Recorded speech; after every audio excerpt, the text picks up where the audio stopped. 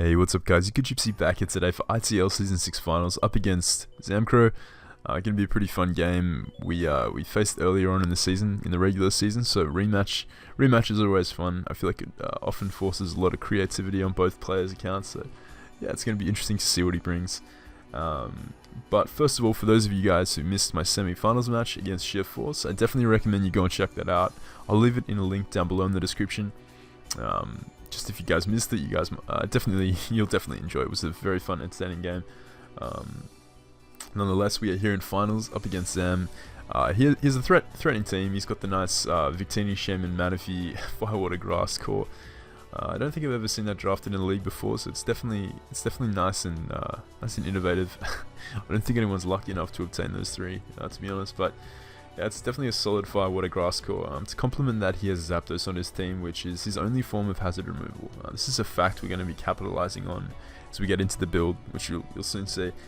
Then he's got the Caphagrius, the Nidoqueen, the Florigist, nice Cleric. Lucaria is his Z move, Mon of choice, so that's definitely a big threat. Although a lot of my offense outruns it. Then he has the Sneasel, the Drodagon, and the Oranguru. So he's got an interesting team. Definitely a lot of threats. I feel as though Trick Room was something that he utilized last time in his matchup versus me. I don't think it's something he's going to try again. Mainly because his Trick Room setters are Victini, Caphagrius, and Oranguru. All are prone to getting taunted. Although Victini, you don't really want to click taunt versus that haphazardly, or you're just going to get blown back by V-Create.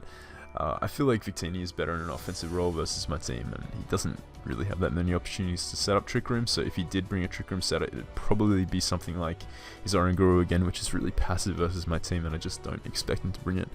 That being said, if he does, we have answers in the back, don't worry about that. So I expect to bring something along the lines of a fast, speedy Zapdos. Probably offensive with some bulk. He does tend to favor some pretty unusual mixed defensive spreads, I noticed in his videos, so I could definitely see a fast Zapdos coming with HP Ice from my Landorus. Enough speed for stuff like Lele. That's actually what he crept last time we played. Definitely see Zapdos coming with Defog for sure. Can see Victini coming. Manaphy and Shaman I'm a bit iffy on. I don't really know if he's going to bring it going into this match as far as team building goes, but he could well bring them. I feel as though Manaphy has a lot of promise versus my team. Like an Assault Vest Decidueye is one of the best ways I have of checking it, but apart from that, I have to check it offensively. Like Suicune just gets set up on with Tailglow and Energy Ball, so yeah, Manaphy's definitely like an offensive threat if I were to bring a really balanced team, but as you guys can see, I've brought some nice offense. I have Thundurus, I have Lele, I have Cobalion to threaten it, so Manaphy isn't the biggest deal in the world. Shaman could definitely come. A bulky defensive set could be a real pain to deal with. He brought a very stallish team in semis, so very bulky, like Subseed Manaphy, that could definitely make an appearance, and I'm definitely going to be prepped for that in case it does come. But yeah, I feel as though he'll pack offense this time versus me. I definitely expect that, especially after bringing such a fat team in semis. I feel as though it would make sense for him to bring offense in finals. Also, I have Lele, which just breaks past fat, so I have Lele and Landorus, so yeah, I'm feeling confident he's going to bring offense, and as a result, our team is built around countering offense as well as a defensive squad. So without kind of any more further talk about his team, I'm going to jump into the team we're bringing today. So we've got a nice shuckle here. This mixed defensive investment allows me to live 2 Scalds or Surfs from max speed Manaphy, as well as modest Manaphy. I can live 2 modest Surfs with this investment. Mental Herb ensures I get my webs up, which is just the number one priority for this shuckle. Based on the structure of this team, if he looks to be a Trick Room team, then webs aren't as important. Rocks could be a bit more clutch there, but I do feel as though he's going to bring offense, and as a result, webs are pretty clutch. Toxic is pretty obviously here for stuff like the Zapdos. It's nice to Toxic his Fatamons like Florigist and Caphagrius, who may try and like set up on me, for example, or just like wish pass in my face. In Florigist's case, Encore allows me to lock a Zapdos into Defog. If he does go for, if he does want to make that sort of play, I can Toxic his Zapdos, forcing him to, switch out and allow me to get my webs up, or else his Zapdos will go down to poison eventually. So I'm going to win that exchange. Encore is pretty nice to deter a potential Manaphy from setting up in my face if he does lead with Manaphy. If he brings Manaphy, leading with Manaphy and tail glowing turn 1 or setting up is a pretty solid play on his behalf. I did reveal to be Mental Herb Shuckle in my semi-finals game though, so he may be a bit wary in that sense, but yeah, this Shuckle is amazing. It's performed amazingly in mocks. It guarantees, along with the taunt support I have on my team, I'm just guaranteed to get up hazards versus my opponent, and that is going to really come in clutch. Not too much else to say on Shuckle. My Speed F investment, as I said, allows me to chew hits from Manaphy with relative ease, barring like a Life Orb Modest Surf, which I don't think he'll bring, but even then I can obviously chew one because of Sturdy and I just live naturally anyway. Nidoqueen isn't too much of a threat. I can chew Nidoqueen's hits offensively and defensively. That's pretty much it. Nothing can basically 2KO this Shuckle. A V-Create from like a banded Victini, for example, will obviously 2KO this Shuckle, but as long as I get my webs up, then I'm pretty happy. The next one we have here is my Thundurus. Thundurus is here with the Archie Berry. Basically, it's just an offensive Thundy, enough speed to outspeed his base 100s on his team. Pretty standard, like obligatory check to stuff like Manaphy. Sludge Wave is stacked on there for the Shaman in case he does bring a Shaman, which could be a little bit annoying. Shaman, especially if it's a fat variant, could be a bit of a pain for my team, so the combination of Taunt and Sludge Wave takes that out of the picture. Ice Beam here allows me to be a somewhat of a switch into Nidoqueen. My HP investment allows me to live a Sludge Wave from a Life Orb Nidoqueen. This Yachi Berry is going to be clutch versus stuff like a Sneasel who wants to like Ice Shard me with webs up. Keep in mind, a lot of the emphasis I place on this team is the fact that I'm ensuring webs are up. So I'm playing this game, I built this team with the mentality that I will keep webs up 100% of the time. I'm not going to take no for an answer. My webs are staying up. So that is the kind of reason why this Thundurus is so important. With webs up, I obviously outspeed like a Life Orb Sneasel, for example. Any non-Scarf variant of Sneasel I outspeed. He's more than likely going to be forced to click Ice Shard versus me if he wants to get damage. If he wants to click Ice Crash, I will live that with my Yachi Berry. And Thunderbolt is actually a roll to take him out after rocks, which is really nice. And if he's Life Orb, then he's going to be guaranteed in range after taking one Life Orb hit. So the next one I have on my team is Cobalion. Cobalion is here to basically act as a secondary fast taunter. So as you guys can see, like we got Thundy and we got Cobalion. So double fast taunters, both able to outspeed the Zapdos.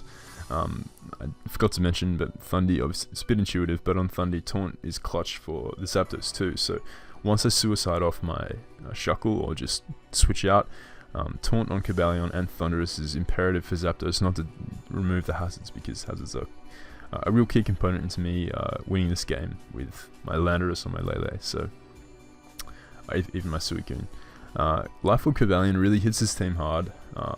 You don't really see like Life Orb Cobalion much. In fact, I don't think I've ever seen it apart from the times I've brought it to League, so that's pretty cool. But I'm sure other people have used it before, but it is pretty solid. Like obviously Cobalion is not the strongest one in the world, but with a Life Orb attached, its close combats are doing easily to carrying stuff like Manaphy, Shaman. Its Stone Edge is doing like Idoko's Zapdos. Idoko's an offensive Zapdos after rocks. It's ridiculous how strong this thing is with a Life Orb. Zen Headbutt is here to take out the Nidoqueen on a switch. If I can close combat him, if he's an offensive variant, I can take him out with Zen Headbutt the next turn.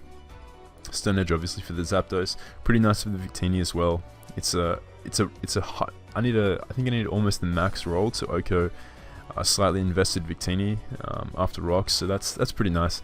If anything, just putting it in range of another rock switch in, or just getting revenge from anything on my team, which is pretty solid. So Cobalion is definitely an offensive threat here. It's also a pretty solid switch into Sneasel, especially if I've got webs up. I don't really need to fear switching in on an Icicle Crash and taking a low kick the next turn, because I will outspeed with the webs up, so that is pretty nice. Cobalion's definitely a pretty nice win condition in this game.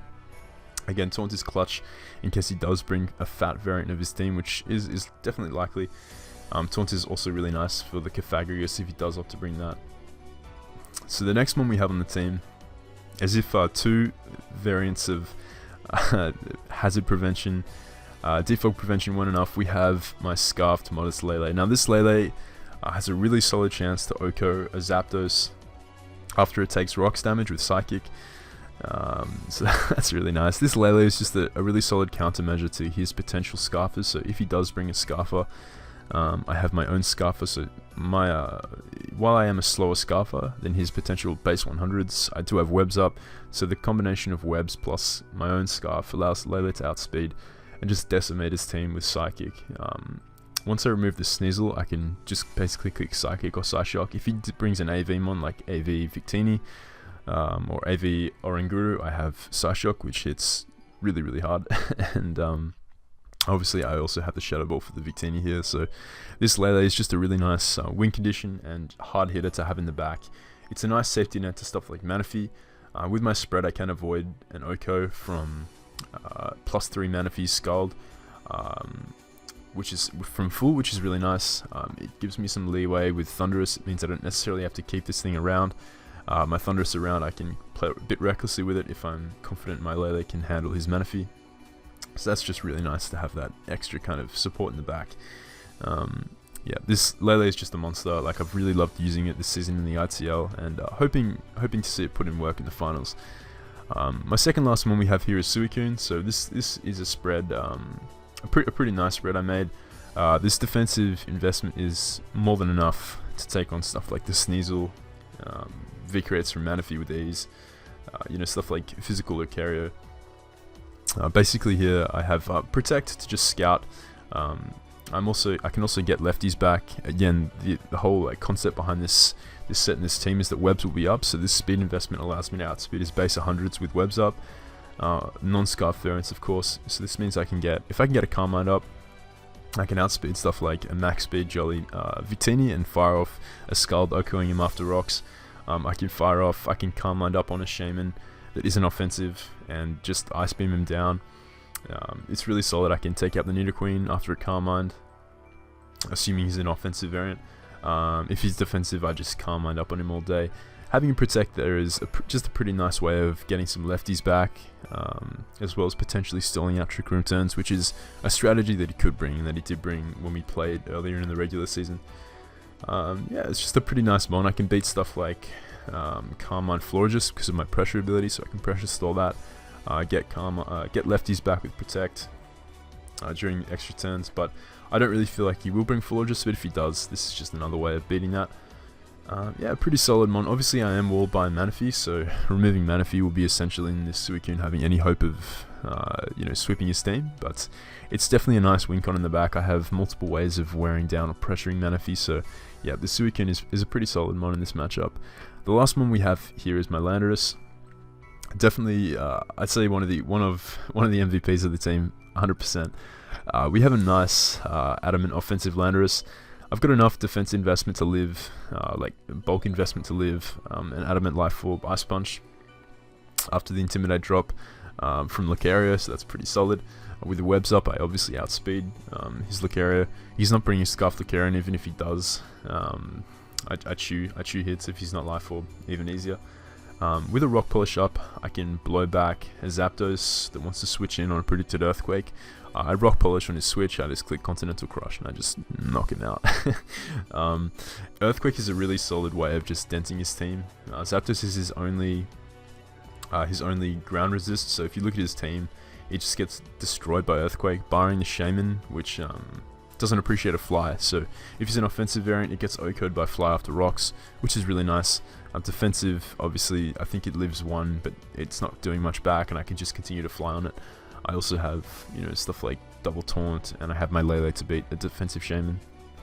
Defensive Shaman also can't beat my Carmine Suicune 1v1 either, so that's pretty nice. But yeah, this Landorus is definitely a threat. It's another way of, it's a kind of a shaky way of checking Defog Zapdos. I am forced to kind of either Rock Polish up on the switch to Zapdos, or make the hard read of Continental Crushing there, but it's always nice to have another backup check to a potential defog. So I think I've rattled on long enough about the team. Definitely put a lot of effort into the team, so I'm very proud of it. But I'm going to pause it here. I'm going to jump into the match and we'll see how it went. Alright guys, so we are back here with the finals up against Sam. He's opted to bring his Firewater Grass Core, which is definitely pretty interesting to see. I haven't seen all these come at once. He's got the Zapdos, the Nidoqueen and the Sneasel, so Sneasel makes sense. Nice offensive pressure versus my team. The Nidoqueen could be some sort of lure variant to catch Lele, staying in and Psychicking. Alternatively, it could be just an all-out attacking variant or some sort of Scarfed. it is his rocker, so he's going to be forced into that role. I don't really think he's going to bring Scarf Rocks again. He brought that last game, he may, but it's kind of predictable. I feel as though he's more likely going to go with something like a Life Orb, a Sash, or just like a Psychic Resist Berry in this matchup. Zapdos will probably be fast again, like he brought in our last game. I could definitely see a fast Zapdos coming, like fast, bulky. Shaman, Manaphy could be either. I know Victini's going to be offensive, but Shaman and Manaphy could be definitely defensive variants. We'll have to see as we jump into the game. Needless to say, I'm going to lead off with Shuckle, as was our game plan, and yeah, we're going to get up these hazards straight up. So he's going to lead off with Manaphy. Really solid lead on his part, because Manaphy can potentially threaten to set up in Shuckle's face. But for those of you guys who saw the semi-finals, you would remember my Shuckle got taunted turn 1. I did have the Mental Herb. I did show to have Encore in that game, so Encoring a Tailglow Manaphy is so obvious turn 1. So I don't feel like he's going to set up, and even if he does, I have countermeasures for Manaphy in the back. I will be guaranteed to set up both my hazards, and I'm fine with bringing Lele in after this and just clicking Psychic and taking him out twice. With 2 Psychics, whilst being able to live a +3 Surf because of my investment, so I was pretty happy with this exchange. He's going to go for Scald. I believe Scald was the correct play on his part. I wouldn't have Tailglowed up in front of a Shuckle, because that's such an obvious play. If he was like a sub-Tailglow variant or a sub-Carmine variant, me clicking Encore turn 1 would have put him in a bit of an irritating spot. He would have lost a lot of momentum by that, and I would have just been able to set up my hazards on him. So yeah, I can definitely agree with him scalding here. This turn I am going to set up my rocks, predicting him again to once again attack. Me encoring there, I think, is even more predictable, like, because he could set up Tailglow there, expecting me to get my rocks. So yeah, I just click Stealth Rocks there, as now he's in an interesting situation. I do want to preserve my Shuckle, because it is nice death fodder. It can potentially, if he's like V-Create Victini, for example, and one of my mons are in that can't kill him from that range of health, it's nice to have Shuckle in the back to just sack in that situation. So I'm going to switch out to my Lele, knowing I can take anything his Manaphy wants to throw at me. His Scald is going to do 29%, but he gets the unfortunate burn. It is what it is, Scald burns, so I'm just going to fire up a Psychic here, predicting him to make the play of going to his Victini here. Honestly, I don't feel like Sneasel was the play, because I have well, not that I don't feel Sneasel was the play, I didn't think that he wanted to make that play, and even if he did make this play, he's forced to scout here for the Moonblast, because if, you know, chances are I'm not Scarfed Lele. Like, Scarfed Lele with webs doesn't really make a lot of sense on paper, even though it obviously does in this sense, but yeah, he is going to make the switch into Sneasel, so he dodges the Psychic there. Had I clicked Moonblast there, he would have just lost his Sneasel, but I am going to be able to switch out here, go out to my Cobalion, as he is kind of forced in a situation where he needs to scout for the Moonblast. He's got to respect the fact that chances are I'm not choice locked, which I am, but he doesn't know that. So I'm going to switch out to my Cobalion here, which covers him going into Nidoqueen, because I do have the Zen Headbutt, and it also covers him staying in and pressing Knockoff or Icicle Crash, or even Low Kick, because of my just natural bulk, I can live a Life Orb Low Kick. I can outspeed in the next turn and kill him with close combat. So he's going to switch into Nidoqueen here, making the play of scouting for my Moonblast there. I'm going to click Zen Headbutt this turn as I pop his Piper Berry, which is very nice. This is very crucial, because if I can bring Lele in later on, I can just Psychic this Nidoqueen and take it out. I can also take it out with my Psychic Thunderous, so that was definitely nice there. Removing that Piper Berry, as he's actually going to overpredict and go for the Ice Beam, predicting me to go out to my Landorus there. So I can definitely understand his play. He'd know that I want to preserve this Cobalion, because it is pretty important in this game, being able to check the Sneasel. But that Zen Headbutt damage reveals that I am, of course, a Life Orb offensive variant. So that was pretty costly, but he was in the back. He was in a pretty bad situation with both hazards up.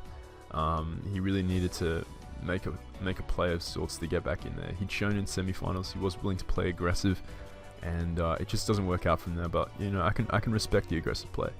He's going to bring in his Zapdos here, and you already know his Zapdos is coming here to try and defog, but we've got the taunt, so we're going to prevent him right here just with the taunt. So stop that defog nice and quick.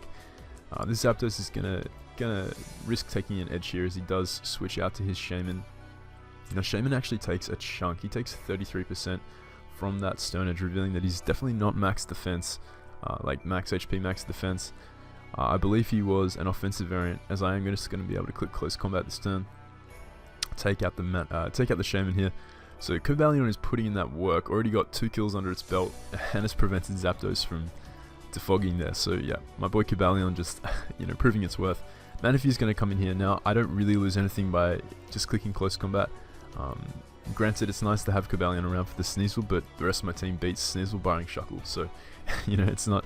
I don't need to keep Kabalion around. I do have a Thunderous in the back. Kabalion's definitely done its job. It's already taken out 2 members and prevented the defog once. I have Lele and Thunderous to pressure Zapdos from defogging. Zapdos is going to come in at around 50, high 50%, 57 or something percent off the rocks. And yeah, it's not going to be looking in a solid position to be able to defog anytime soon, unless it comes in on my Landorus or my Shuckle. So yeah, I'm just going to click close combat here, as his Manaphy will take a chunk, even if he is defensive Manaphy. It does 59%, so he does have some HP investment, but close combat coming in really clutch there, as my opponent does go for the Tail Glow here. So I don't agree with this play in the sense that, like, I feel like he needed to attack what was in front of him. Had I gone out to Suicune there on the Scald, he could have Tail Glowed up the next turn, or Ice Beam predicting my Thunderous to come in there. It was a tough play. Like, he felt from his perspective that he needed to make these plays to put himself back into the game, but because of the offensive nature of my team, I was comfortable with sacking my Kabalion there just to get damage off on Manaphy, to ensure it was in range of stuff like Thunderbolt in case he was a Wakan Berry, to ensure he was in range of my Earthquake from my Landorus, as well as anything like a Moonblast from my Lele, which I can click pretty freely there. If you look at his team, like, Victini's not going to appreciate coming in on rocks and taking a Moonblast there. So yeah, close combat was my play 100% of the time, as Manaphy does drop to 2 close combat. So yeah, Kabalion just putting the team on its back. I'm going to go for Stone Edge here. If this is uninvested, if this is no HP Victini, this is a very good shot to kill this Stone Edge. If he's like slightly invested, then I'm going to need a max roll. And I actually found out after the game, Zamcro sent me his team, we sent each other our teams. He did have some HP investment, like some minimal HP investment, so I actually needed a max roll on this Stone Edge to kill, which would have been nice. Even if I hadn't got the roll, I would have been able to put him in a range of health where he wouldn't have been able to switch back in on rocks, and he would have just been revenged by Lele. Lele would have been able to wrap up the game at that point by clicking Moonblast, but unfortunately I'm going to miss my Stone Edge, so history repeats itself. But Kabalion definitely put in the work, and I can just bring in my Landorus here, click the Continental Crush. I'm not fucking around with Zapdos potentially coming in, blow Victini out of the water, and Zapdos is going to come in here. Now, Zapdos can go for HP Ice if it wants to. I have enough health to live in HP Ice unless he's a Life Orb variant. So I can really just click Stone Edge here. I don't feel like he's going to roost. I could have Rock Polish this turn as well, which would have been a fine play, but I just click Stone Edge because if he does want to roost up, I can Stone Edge the next turn, wear this down. Lele wins this game regardless at this point, so does my Suicune because I have Calm Mind on it. But I'm going to click Stone Edge here as he chooses to defog. So he sacrifices his Zapdos to bring in his Sneasel, at max speed, or just at neutral speed. So I can respect that play, as Sneasel does come in here. Now I'm not about to let this thing set up in my face. I'm just going to click Earthquake, as he does take me out the Icicle Crash. So he's not Life Orb. He could potentially be banned, but banned I don't really think he would be versus my team. I don't think he's brought banned all season, so I wasn't expecting a banded variant to come. He is actually just going to go for the SD here, as I fire off a Scald. I get a Scald burn. This was irrelevant because he's actually Natural Gift Electric, and even though he's at +2, you're gonna see this is gonna do 38%. So if he wasn't burnt, it would have done about 76%. So my Suicune was living that either way. Even if I somehow got crit with Suicune, I had Scarf Lele in the back to outspeed this Sneasel. Even though webs aren't up, my spread still outspeeds max speed Sneasel, and he wasn't actually max speed Sneasel anyway. So yeah, my Suicune is going to get this 2-0 here, and that is going to be the finals match up against Zam. It was a fun game. GG to my opponent. Yeah, definitely an enjoyable game. Always good to see a game plan, execute correctly. It's definitely always good when you put so much time into a team. And yeah, guys, that is my ITL Season 5 run. I hope you guys have enjoyed the journey. I've really enjoyed using this team. It was definitely a lot of fun. Definitely fun using Lele. I know a lot of people consider it to be a pretty broken mon, and in the MPL it's actually been banned in this upcoming season, in Season 7. So yeah, it's definitely a bit of a controversial mon. I don't think it's as broken as Magearna, but I think it's in the hands of the right player with proper team support, it can just be devastating. I feel as though, like, if you draft like a bulky psychic, you do have somewhat of a check to it, but not every team has the ability to draft Mew and Cresselia and all that sort of stuff. So yeah, it's tough. Like, especially with Z moves, I feel like this thing could break past its counters. Stuff like Muck won't be a counter with Titanium Z, for instance. So there's that. Z moves are a whole nother topic, but yeah, I definitely enjoyed using this team. Thunderous was really fun to use. It wasn't an MVP, but it was definitely a fun one to use. I love its versatility. Even though it was pretty, like, I didn't use too many wax sets on it, it was definitely a fun one to use. Landorus T is definitely one of my new favorite mons. I love that thing. I think it's a beast. Punishment Lando was clutch in the semi-finals game, and up until I believe, I think like up until the semi-finals game, I think I'd brought Z-move Landorus, like Z-Fly Landorus, to every single game. I'd never brought Scarf Landorus to one game or any other variant. I think I brought a defensive Landorus earlier on in the season versus a very physically offensive team, but yeah, Landorus is just such an awesome mon. With Z-moves, it is just like in a tier of its own. It's definitely a fun team player, and I'm looking forward to using it, hopefully in future leagues. Suicoon Suicoon's a sick mon. I love Coon. Got a lot of respect for it. It put in a ton of work for me this season. Coolfish is the GOAT, and Cobalion a fun mon. Cobalion really put the team on its back. I'd say Cobalion is like the underrated MVP of my team. It got so many kills, and yeah, it just really did its job well, defensively and offensively. I was pretty impressed with it. Yeah, Licky Licky, nice Licky Licky. Decidueye was fun to use. I think that thing has a ton of potential. I still do. I feel as though if I do get to draft it again in the future, I'll hopefully draft a team where it doesn't have to be forced into a defensive role every single game, because I really think its offensive sets can truly shine, as well as its baton passing sets. That's another story. Shaku was pretty fun to use, and I think I covered. I didn't really use Registeel that much, unfortunately, but it's still a pretty solid defensive check to a lot of dragons and a lot of like fairies in the tier. And that's basically it. I don't think Muck was fun to use. Obviously, you guys saw me use Muck in MPL Season 5, so yeah, that thing is a savage. I love Muck. It's a really solid mon. And that's pretty much it. Yeah, I think I've mentioned all the mons that I had on my team. I really enjoyed this season in the ITL. So shout outs to Aki for and all the guys who managed the dock this season, for running it all. It was definitely good fun, and looking forward to being back for next season, Season 6, where it should be, hopefully we'll be on our run to another championship, but we'll see about that. If you guys did enjoy it, drop a like and let me know what you guys thought of this finals match and this season as a whole in the comments. I'm always eager to hear your guys' thoughts and your feedback. It's definitely cool to to see what you guys thought of the season. And I'll catch you guys next time.